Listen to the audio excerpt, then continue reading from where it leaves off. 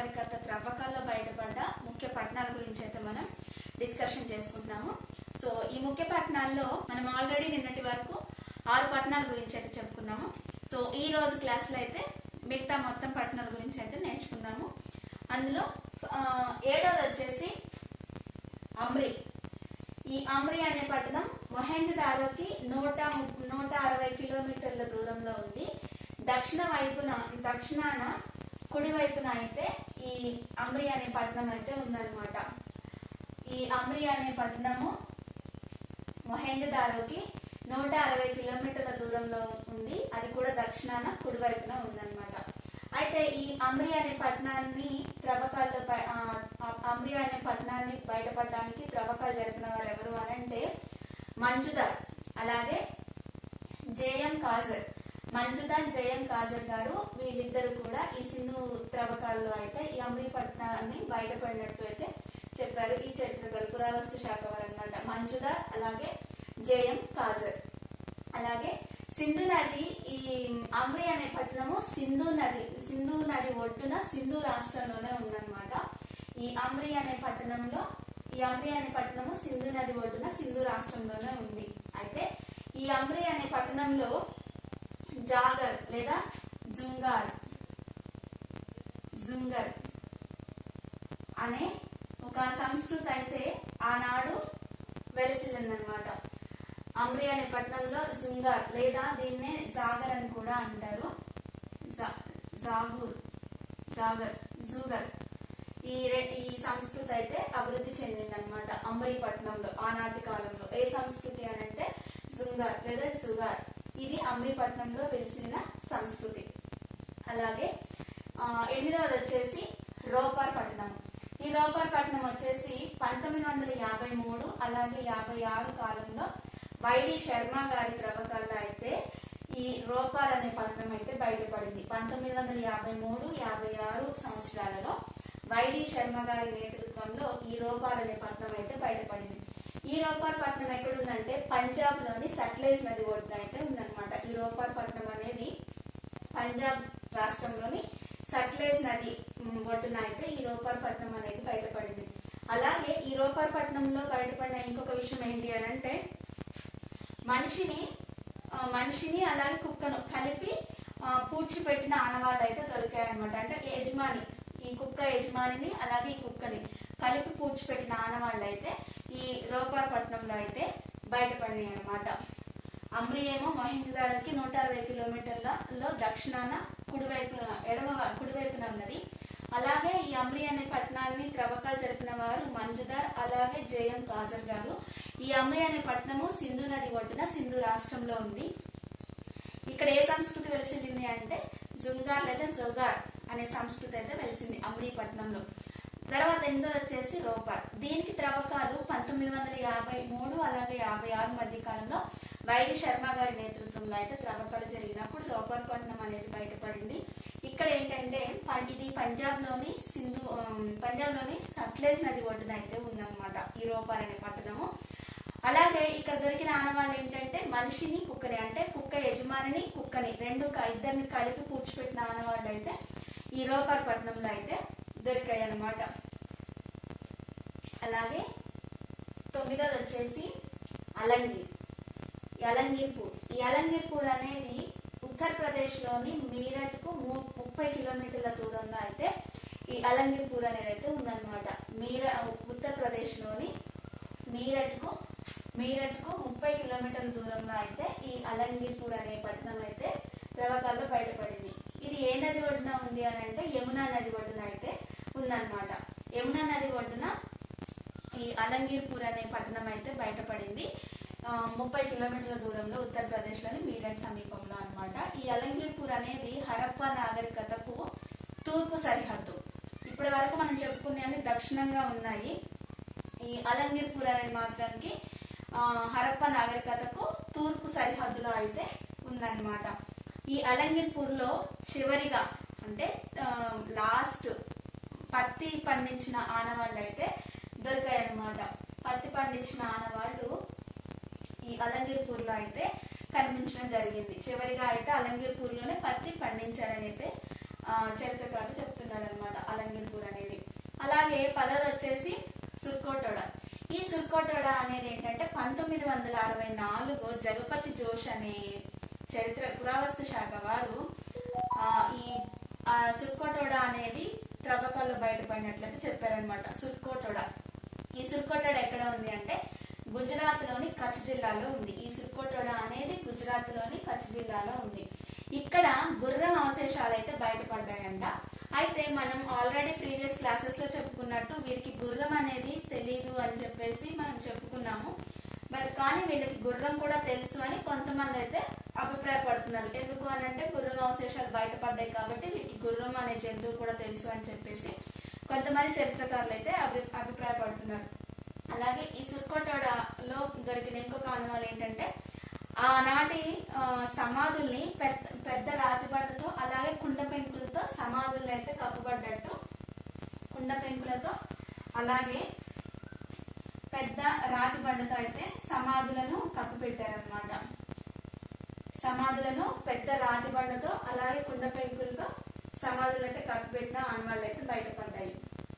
ఇక్కడ ఈ సుర్కోటోడ అనే పట్టణంలో రాతి గోడతో నిర్మించినటువంటి రక్షణ కుడ్యం అయితే ఉన్నట్లు ఆనవాళ్ళలో బయటపడింది అనమాట. రాతి గోడతో నిర్మించినటువంటి రక్షణ కుడ్యం అయితే ఈ సుర్కోటోడ పట్టణంలో అయితే బయటపడినట్లు పురావస్తు శాఖ వారు అయితే తెలిపారనమాట. క్షీణ దశలో ఉన్న నాగరికత, సింధు నాగరికత అవశేషాలు బయటపడింది కూడా సుర్కోటోడనే. క్షీణ దశలో ఉన్నటువంటి సింధు నాగరికత, క్షీణ దశలో ఉన్న సింధు నాగరికత యొక్క అవశేషాలు కూడా ఈ సుర్కోటోడ అనే పట్టణంలో అయితే బయటపడినాయని తెలుస్తుంది. క్షీణ దశలో అంటే చివరికి అంతమైపోయే దశలో ఉన్న సింధు నాగరికత ఈ సుర్కోటోడ పట్టణంలో అయితే బయటపడిందని తెలుసుకోవచ్చు. అలాగే నెక్స్ట్ వచ్చేసి 11వది వచ్చేసి బన్వాలి. ఈ బన్వాలి అనే ప్రాంతం ఏంటంటే 1973-74 మధ్యలో ఆర్ఎస్ బిస్తు గారు అయితే త్రవ్వకాల్లో బయటపడినట్టు తెలిపారనమాట. ఈ బన్వాలి ప్రాంతంలో త్రవ్వకాలు చేపట్టిన వారి పేరు వచ్చేసి ఆర్ఎస్ బిస్తు గారు 1973-74 మధ్య కాలంలో. ఈ బన్వాలి ఎక్కడుందంటే హర్యానా రాష్ట్రంలోని హిస్సార్ జిల్లాలో రంగోయి నది ఒడ్డున అయితే ఈ బన్వాలి అనే ప్రాంతం అయితే బయటపడింది అనమాట. హర్యానా జిల్లాలోని హిస్సార్ అనే ప్రాంతంలో రంగోయి నది ఒడ్డున, దీనికి ఉన్న మరొక పేరు ఏంటంటే సరస్వతి నది. సరస్వతి నది ఒడ్డున ఈ బన్వాలి అనే ప్రాంతం అయితే బయటపడింది అనమాట. అలాగే ఈ బన్వాలి బంకమట్టితో ఉన్నటువంటి నాగలి, అలాగే పులిబొమ్మ ఉన్న సీలు, బార్లీ ఆవాలు పండించినట్టు ఆనవాళ్ళు అయితే ఈ బన్వాలి ప్రాంతంలో దొరికాయన్నమాట. బన్వాలి ప్రాంతంలో బంకమట్టితో ఉన్నటువంటి నాగలి, పులిబొమ్మ ఉన్న ముద్రిక, అలాగే సీల్, అలాగే బార్లీ ఆవాలు పండించినటువంటి ఆనవాళ్ళు అయితే ఈ బన్వాలి ప్రాంతంలో లభించాయి. ఈ బన్వాలి ప్రాంతంలో ఏంటంటే గ్రిడ్ పద్ధతి పాటించకుండా అస్తవ్యస్తంగా ఉన్నటువంటి రహదారులు నిర్మించినటువంటి ఏకైక సింధు పట్టణం ఏది అని అంటే బన్వాలినే. ఏకైక సింధు పట్టణం ఇది, సింధు నాగరికతలో ఉన్నటువంటి పట్టణం.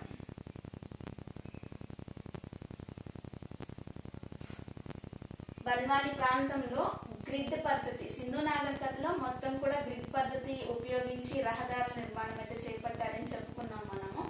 కానీ ఈ బన్వాలి అనే ప్రాంతంలో అస్తవ్యస్తంగా ఉన్నటువంటి రహదారులు, అంటే మీరు గ్రిడ్ పద్ధతిని పాటించకుండా అస్తవ్యస్తంగా ఇష్టం వచ్చినట్టు రహదారులు అయితే వేశారనమాట. ఇది సింధు నాగరికతలో ఉన్నటువంటి ఏకైక పట్టణం వచ్చేసి బన్వాలి ప్రాంతం. అలాగే ఈ బన్వాలి ప్రాంతంలో కుమ్మరి చక్రం ఒకటి బయటపడింది. అలాగే వృత్తాకార పట్టణ ప్రణాళిక కూడా ఈ బన్వాలి ప్రాంతంలో అయితే బయటపడింది అనమాట. ఈ బన్వాలి ప్రాంతంలో కుమ్మరి చక్రము అలాగే వృత్తాకార పట్టణ ప్రణాళిక ఇవి రెండు కూడా బన్వాలి ప్రాంతంలో అయితే బయటపడ్డాయి. అలాగే 12వది వచ్చేసి సుర్కో జెండర్. అంటే మనం చెప్పింది సుర్కోటోడ, ఇది వచ్చేసి సుర్కో జెండర్. ఇక్కడ ఉన్నటువంటి విశేషాలు ఏం దొరికాయి అంటే చితాభస్మం దాచినటువంటి పాత్రలు అయితే ఈ సుర్కో జెండర్ లో అయితే బయటపడ్డాయి. చితాభస్మం అంటే బూడిద ఉంటుంది కదా, సో ఆ బూడిద దాచినటువంటి పాత్రలు బయటపడ్డాయి. అలాగే రాతి గొడ్డళ్లు బయటపడ్డాయి.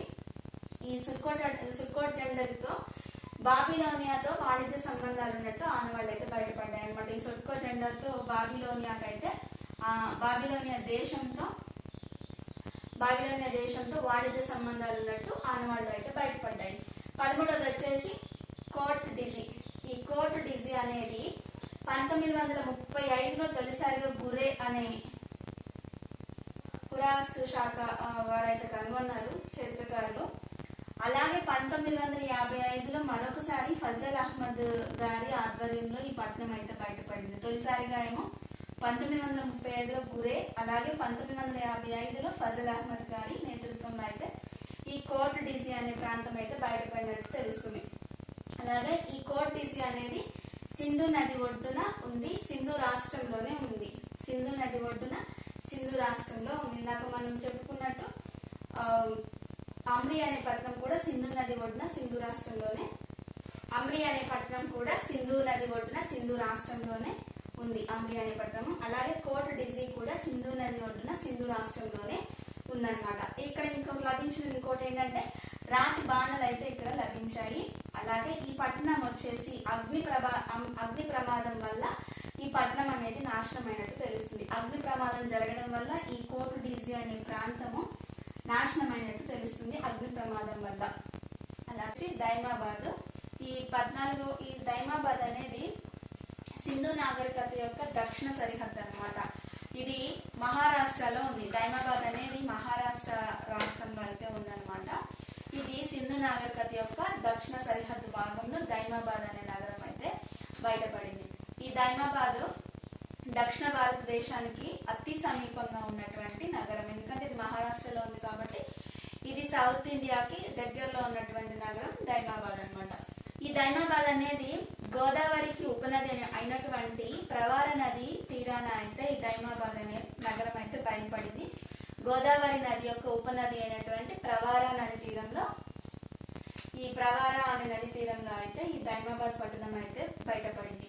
అలాగే ఈ దైమాబాద్ లో రాగితో తయారైనటువంటి రథము, అలాగే ఖడ్గమృగం యొక్క బొమ్మ బయటపడింది అనమాట. ఈ దైమాబాద్ లో రాగితో తయారైనటువంటి రథం ఒకటి బయటపడింది. అలాగే ఖడ్గమృగం ఉన్నటువంటి ఒక బొమ్మ కూడా ఈ ఆనవాడల్లో అయితే దొరికిందనమాట. దైమాబాద్ నగరం. దైమాబాద్ అనేది మహారాష్ట్రలో ఉంది. మనం ఆల్రెడీ ప్రీవియస్ క్లాస్ లో స్టార్టింగ్ క్లాస్ లో ఈ నాగరికత ఎక్కడి నుంచి ఎక్కడి వరకు వ్యాపించి ఉందని అయితే చెప్పుకున్నాం కదా. సో దైమాబాద్ వరకు వ్యాపించి ఉంది. దక్షిణ భారతదేశానికి సమీపంగా ఉందన్నమాట ఈ దైమాబాద్. 15వ వచ్చేసి ధోల్వీరా. ధోలవీరా అనేది 1990-91 మధ్యలో ఆర్ఎస్ బిస్త్ గారి త్రవ్వకాల్లో బయటపడింది. ఈ ఆర్ఎస్ బిస్త్ గారే బన్వాలి ప్రాంతంలో కూడా త్రవ్వకాలు చేపట్టారు. ఆర్ఎస్ బిస్త్ గారి నేతృత్వంలోని బన్వాలి ప్రాంతం కూడా బయటపడింది. అలాగే ధోలవీర పట్టణం కూడా 1990-91 మధ్య కాలంలో ఆర్ఎస్ బిస్త్ గారి నేతృత్వంలోనే ధోలవీర నగరం అయితే బయటపడింది. ఈ ధోలవీర నగరం అనేది గుజరాత్ లోని కచ్ జిల్లాలో ఉందన్నమాట. ఈ ధోలవీర నగరం అనేది గుజరాత్ లోని కచ్ జిల్లాలో అయితే ఉంది. ఈ ధోలవీర అనేది సింధు పట్టణాల్లోకెల్లా అతి పెద్దది ఈ ధోలవీర పట్టణం అన్నమాట. ఈ ధోలవీరలో 10 పెద్ద గుర్తులతో ఉన్నటువంటి ఒక హరప్ప ముద్రిక అయితే దొరికింది అనమాట. సీల్ అయితే దొరికింది. ఎన్ని గుర్తులతో అంటే 10 గుర్తులతో ఉన్నటువంటి ఒక పెద్ద ముద్రిక, హరప్ప ముద్రిక అనేది ఈ ధోలవీర పట్టణంలో అయితే బయటపడింది. అలాగే ఈ ధోలవీరలో రాతితో నిర్మించినటువంటి ఒక రిజర్వాయర్ డ్యామ్, అయితే బయటపడింది. దానికి దిగడానికి 32 మెట్లు కూడా కట్టినట్టుగా కనపడుతుంది. 32 మెట్లు కూడా ఈ రిజర్వాయర్ కి అయితే ఉన్నాయన్నమాట. 32 మెట్లు ఈ రాతి రిజర్వాయర్ కి ఉన్నాయి. ఇది ధోలవీర పట్టణంలో ఉంది. ఎక్కడ ఉంది ధోలవీర పట్టణం అంటే గుజరాత్ లోని కచ్ జిల్లాలో ఉంది. అయితే ఇక్కడ దీనికి 3 భాగాలుగా విభజింపబడిన నగరంగా ఈ ధోలవీర పట్టణం అయితే ఉందన్నమాట. 3 భాగాలుగా విభజింపబడినటువంటి పట్టణం అంటే ఎగువ, అలాగే మధ్య, అలాగే దిగువ. ఈ 3 భాగాలుగా ఈ ధోలవీర పట్టణం అయితే విభజింపబడింది. మళ్ళీ ఒకసారి చూడండి. దైమాబాద్ పట్టణం అనేది మహారాష్ట్రలో ఉంది. అలాగే ఇది సింధు నాగరికత యొక్క దక్షిణ సరిహద్దులో ఉంది. దైమాబాద్ అనేది ఏ నది దగ్గర అంటే ఏ నది తీరాన ఉంది అంటే ప్రవార నది తీరాన అయితే ఉంది. ఈ ప్రవార నది అనేది గోదావరి నది యొక్క ఉపనది. ఇక్కడ బయటపడిన ఆనవాళ్ళు అంటే రాగితో నిర్మించినటువంటి రథము, ఖడ్గమృగం ఉన్నటువంటి బొమ్మ.